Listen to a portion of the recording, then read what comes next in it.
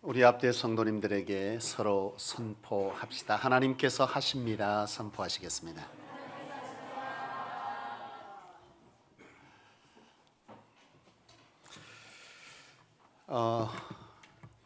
옆에 있는 성도들이 있어서 우리가 하나님께서 맡겨주신, 세상으로 보면 짐이지만 우리가 하나님의 나라의 것을 생각하면 복의 은혜인데, 그 은혜의 짐을 지고 가는데 힘이 덜한 것입니다. 우리 옆에 성도님들을 바라보시면서 진심을 담아서 함께 짐지어 주었으니 사랑하고 감사하다고, 사랑하고 축복한다고 그리 말씀해 보시겠습니다. 사랑하고 축복합니다.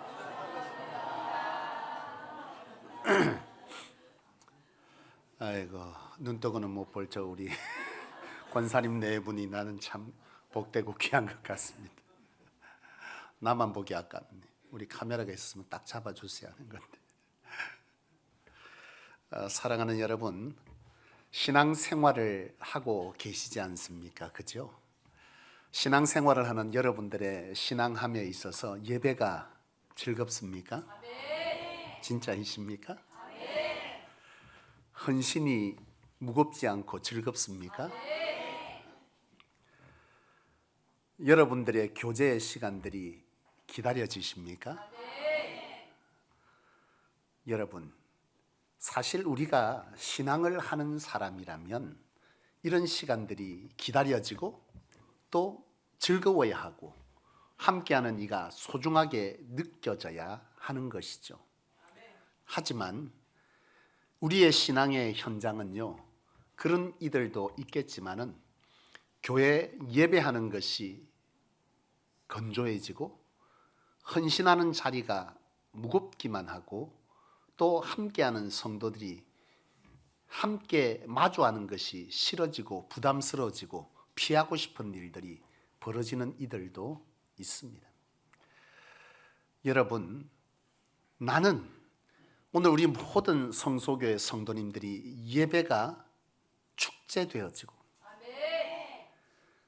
정말 하나님의 말씀이 소망되어지고 우리가 하나님으로 하게 하신 그 일을 감당하는 그 현장이 힘들지만 즐거운 자리가 되어지고 함께 그리스도의 거룩한 짐을 지는 이들과의 그 교제 시간이 참 소중하고 감사되어지고 행복해지는 그런 우리 안의 교제의 공간이 이 공간이 되어지기를 원하며, 이런 공간이 되어질 때 성소는요 행복한 교회가 되는 것입니다.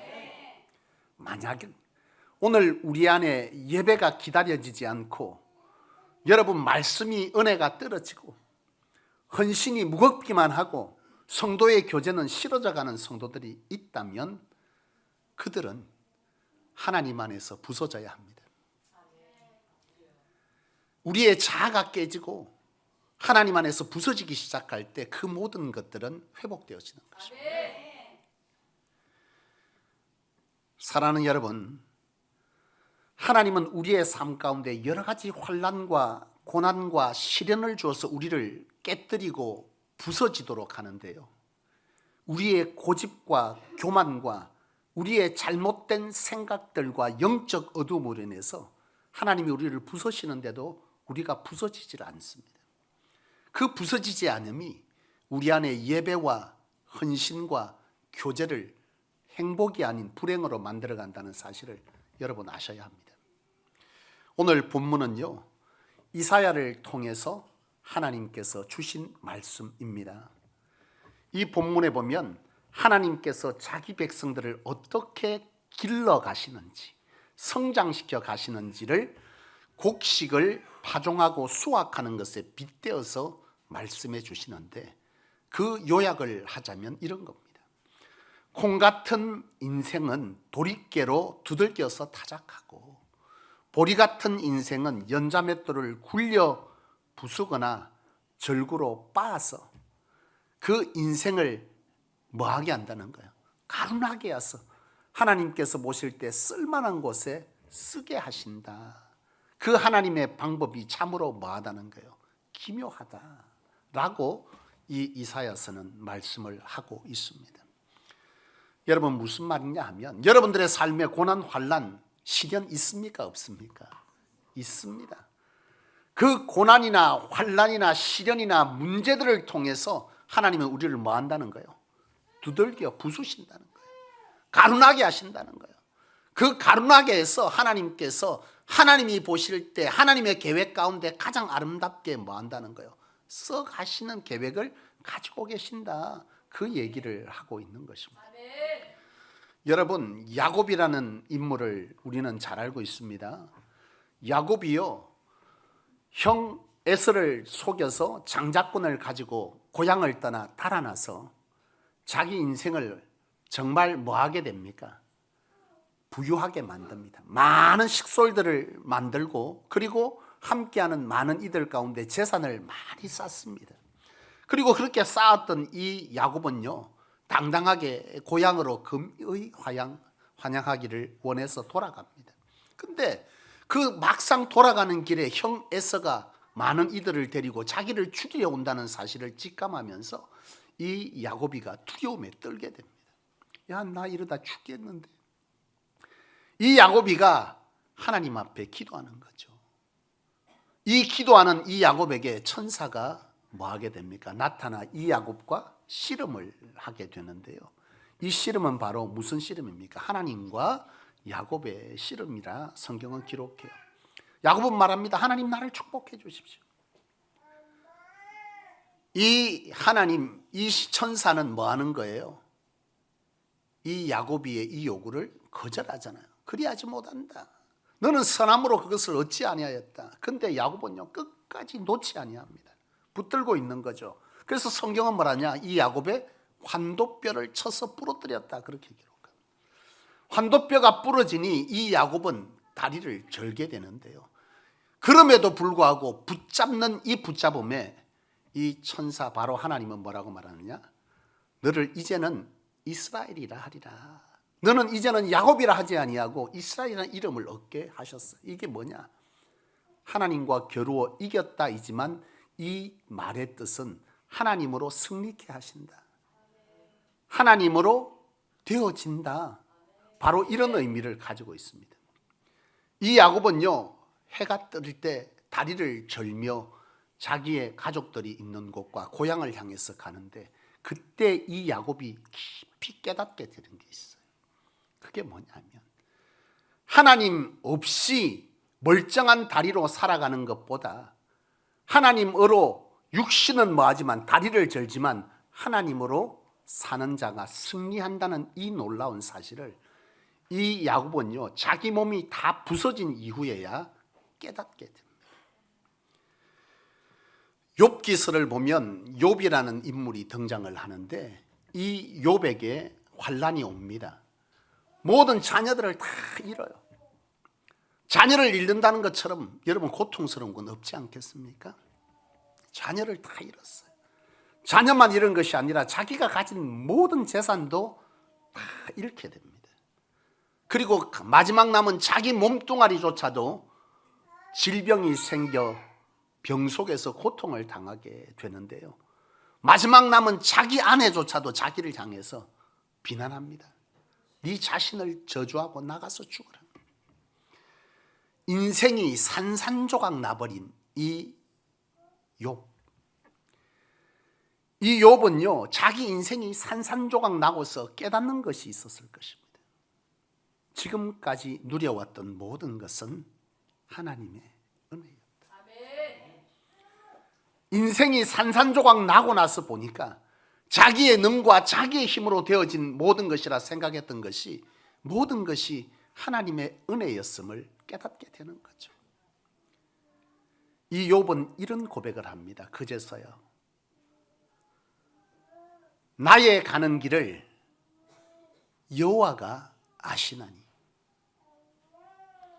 나를 뭐 한다고요? 나를 단련하신 후에 그가 나를 정금같이 나오게 하시리라. 자기 삶이 하나님으로 정금 같은 줄 알았는데 자기의 삶에 뭐가 많다는 거예요? 찌꺼기가 덕지덕지 못한 고집, 아집, 교만, 상급 이런 모든 것들로 채워졌던 자기 자신을 다 잃고 나서 보니, 하나님께 다 깨지고 나서 보니, 오히려 그 깨짐 속에서 하나님은 뭐요? 자기 자신의 가장 가치 있는 이것들을 이렇게 세워서 정금같이 쓰려고 나를 이렇게 부수었구나, 이렇게 고백하고 있는 것이죠. 욥은요, 다 깨지고 부서진 자기 인생을 통해서 다시금 하나님 안에서 뭐 하게 됩니까? 회복을 이루게 됩니다. 그 욥이 과거에 부유할 때가 아닌 하나님으로 다시금 채워졌을 때 욥의 삶은요, 과거의 삶과 확연히 달라져 있음을 우리는 발견하게 됩니다. 나는 사역 30년 세월 중에 작년 한 해가 가장 힘든 시간이었고, 또 지난 한 주간이 몸서리치게 고통스러운 시간을 제가 보내다가 왔습니다.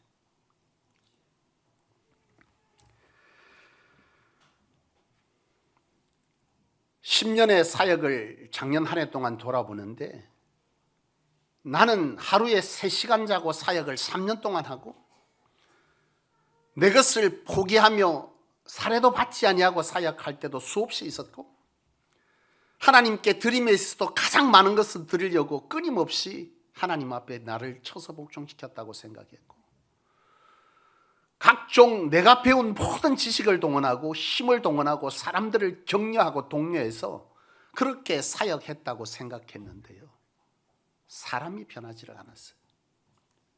사람이 안 변하는 겁니다. 함께 가는 성도들이 도무지 변하지를 않는 거예요. 나는 내 스스로를 돌아봤습니다. 무엇이 잘못되었을까? 뭐가 잘못됐지? 여러분, 자격의 문제가 내한테 부딪히는 거예요. 나는 과연 자격이 있는 자인가? 하나님께서 세웠지만 이 성소를 하나님의 뜻 가운데 끌고 갈 자격이 있는 자인가? 이런 자격 문제에 부딪히면서요, 방향을 잃어버린 거예요. 내가 어떻게 해야 하는 거지? 앞으로 어떻게 사역해야 하는 거지?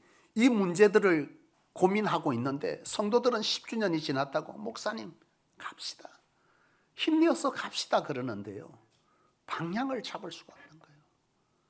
예배하고 말씀 읽게 하고 찬송을 부르고 기도해야 하고, 여러분 하면 뭐합니까? 사람이 안 바뀌는데 그 율법적 행위가 우리에게 무엇을 가져다 주죠? 나는 도대체 10년 동안 무엇을 한 것이며 성도들의 삶을 어떻게 바꿔놓냐는 것에 대한 물음에 답을 얻지 못하는데, 성도들은 빨리 가자는 거예요. 방향을 못 잡겠는데 너무 고통스러운 거예요.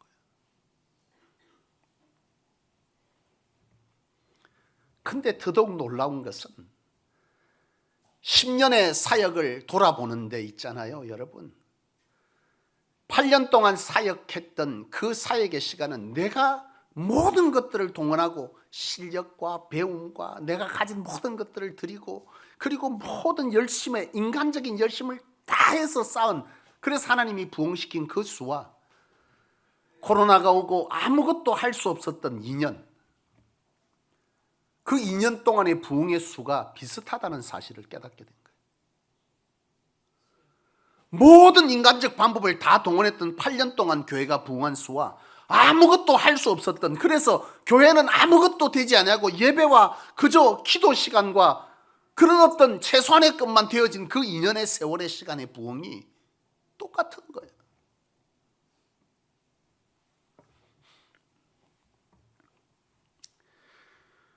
여러분, 자질과 자격의 문제로 인해서 너무 고통스러운 시간들을 보내게 되는데요, 철저하게 깨어진 나를 발견하는 거죠. 깨지는 거. 지금까지 그래도 잘 배워왔고, 남들이 말할 때 목사님은 한국교회 상위 3%의 자격을 갖춘 자입니다. 그것이 나로 하여금 자부심이었는데요, 지난 한 년, 1년, 그리고 지난 한 주간 동안 철저하게 내 스스로가 깨지고 부서지는 시간들을 가진 거예요. 그것으로 해놓은 것은 아무것도 없는, 성도들도 바뀌지 아니하고, 바뀌지 아니하는 그 성도들이 잘못된 선택으로 교회를 떠나고, 또 어떤 것도 한 것이 없는 내 안의 자질과 자격의 문제들이 내 안에 몰려오는데, 심지어 내 삶의 모습도 산산조각이 나 있는 내 모습을 발견하는 겁니다. 지난 화요일 날 열차를 타고 서울 임원회가 있어 가는데요. 열차 칸칸 사이에 가운데 앉았습니다. 화장실 그 사이에 칸에 앉아 있는데 거기에 앉아서 하염없이 울었습니다.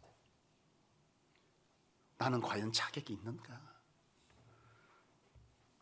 부서진 내 모습을 보면서 아무것도 아닌 내 자신을 발견하면서 하염없이 울었습니다. 과연 내가 계속해서 이 목회를 해도 되는 것인가? 이 성소를 맡아서 계속해서 이것들을 끌어가야 되는 게 맞나? 여러 가지 것들로 하염없이 2시간 내내 열차의 자리가 아닌 그 칸에서 덜거덕거리는 소리를 들으면서 사람이 없으니 마음껏 울었습니다.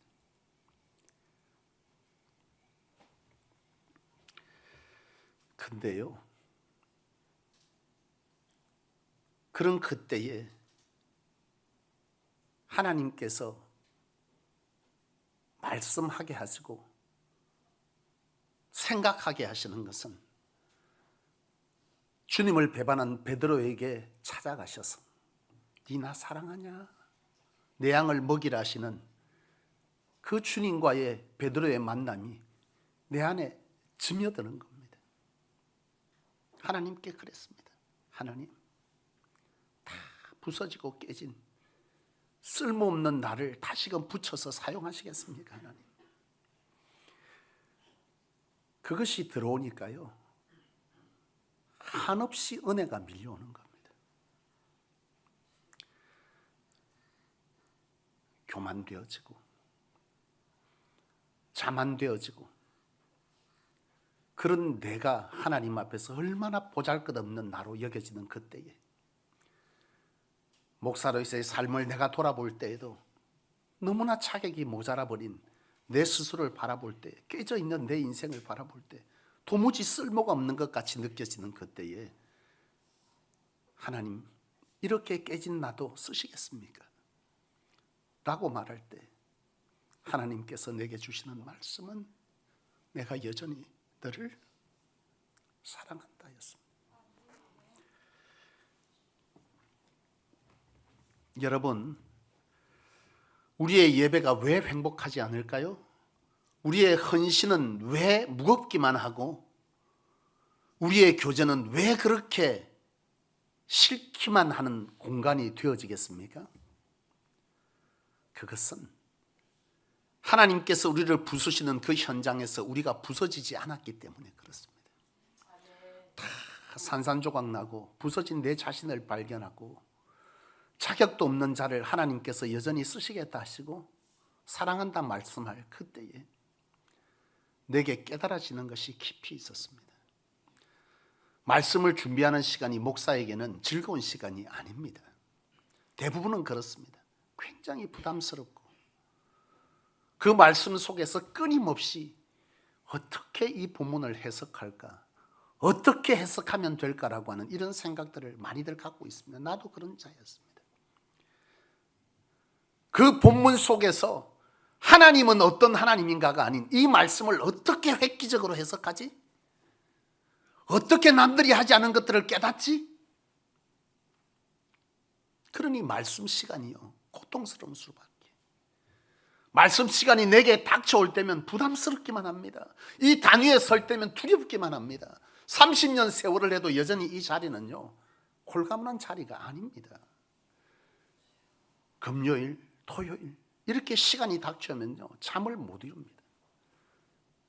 자다가도 수시로 시계를 보고 깹니다. 밤에 자다가도 눈을 또 몇 시지?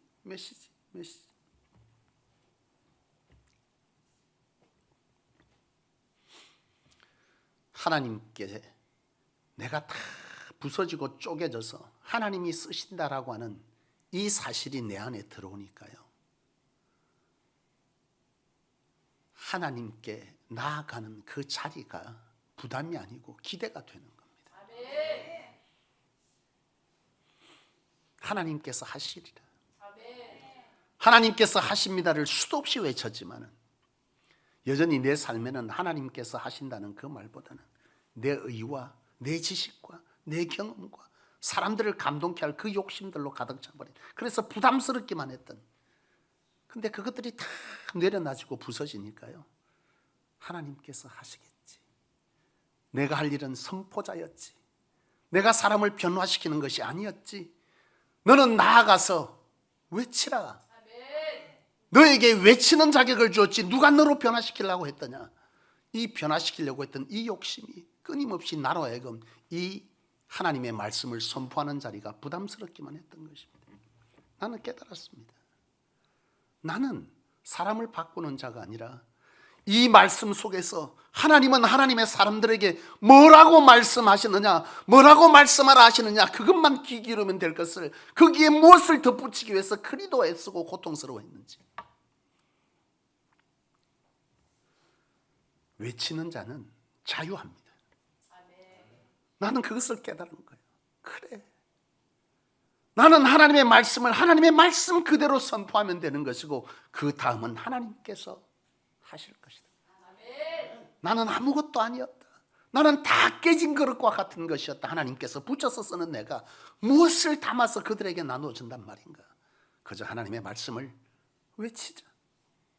하나님께서 하실 것이다. 그리하니 말씀 준비에 자유함이 오기 시작하는 거예요. 고통스러운 게 아니에요. 하나님은 여기서 뭐라고 말씀하실까? 하나님이 여기서 뭐라고 하나님의 백성들에게 말하라고 내게 말씀하실까? 이것만 귀 기울이면 된다고 생각하니 숨이 쉬어지는 거예요. 여러분, 헌신이 여러분들에게 예배는 그런 예배입니까? 여러분들이 부서져서 산산조각이 나서 삶의 환난과 고난과 시련이 왔는데도 그렇게 부서지는 현장 속에서도 자기 자아가 펄펄 살아있습니다. 내가 얼마나 그 고통 속에서 쓸모없는 자인가를 깨닫기 시작할 때에, 아무짝에도 쓸모없는 인생인 것을 알게 될 그때에 그런 나를 써주시던 하나님, 그런 나를 여전히 하나님의 뜻 가운데 써가시리라 계획하시는 그 하나님을 알게 될 때예요, 우리는 여전히 하나님의 백성으로서 하나님을 마주하는 그 예배의 시간은 은혜임을 알게 됩니다. 여러분의 예배가 망가져 있습니까? 여러분 깨지지 않아서 그렇습니다. 하나님은 이미 부쉈지만 여러분의 자아가 단단해서 절구로 빻아도 끝까지 깨지지 않는 우리 안의 모습들 때문에 우리는 하나님 앞에 예배할 수 있는 은혜가 얼마나 큰 은혜인조차도 알지 못하고 이 예배를 대충 드리고 가는 것입니다. 우리가 하나님 앞에 다 부서지고 산산조각 나서 얼마나 쓸모없는 인간인가를 알게 될 때, 아무도 나를 봐주지 않는 그런 인생임을 스스로 깨닫게 될 그때에 그런 나를 여전히 사랑의 눈으로 봐주시는 하나님의 이 예배 현장은 은혜일 수밖에 없는 거예요. 부서져야 합니다. 우리의 삶을 부수시는 그 현장에서 부서지십시오. 부서지지 아니하고 오로지 하나님께 이 부서진 현장을 회복시켜 달라고 기도하기 전에 이 부서진 현장에서 여러분 스스로를 부수십시오. 낱낱이 깨뜨리십시오. 은혜가 몰려올 것입니다. 여러분들의 예배가 달라질 거예요. 여러분들의 헌신이 무겁습니까? 다 깨진 그릇을 써주시겠다는 그 은혜가 여러분에게 임하면요, 써주시는 것 자체가 은혜입니다.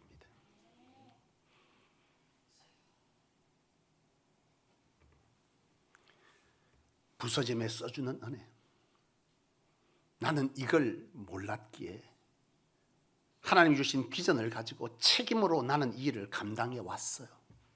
은혜 없이 책임으로 감당하니까 나도 가는 길이 힘이 들어가는 겁니다.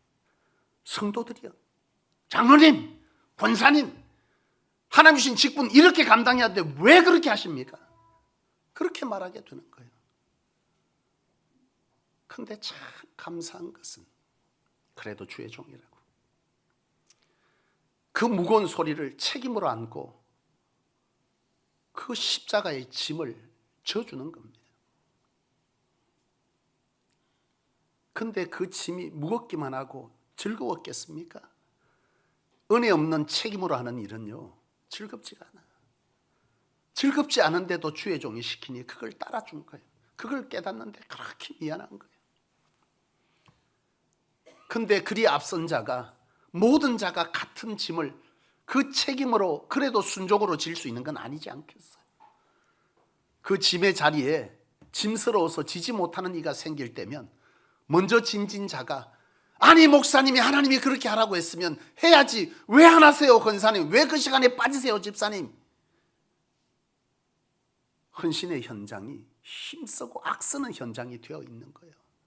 그래 말하니 듣고 있는 참석하지 못한 권사님 집사님 평신도들은 그 말을 듣고 생각해 보니 그 자리에 참석하는 게 그래도 성소교회 한 사람이지 싶어서 억지로 참석하니 그 현장이 얼마나 힘이 들었겠어.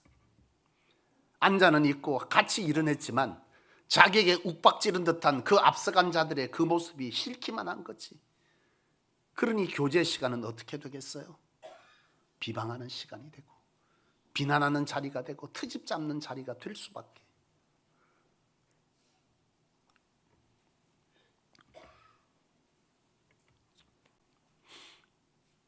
여러분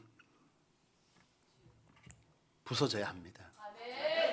다 부서지고 나서 내가 얼마나 하나님 앞에서 부서진 자리에서 가루가 되어진 인생인지를 알게 될 때에 예배는요 기쁨이 될 거예요.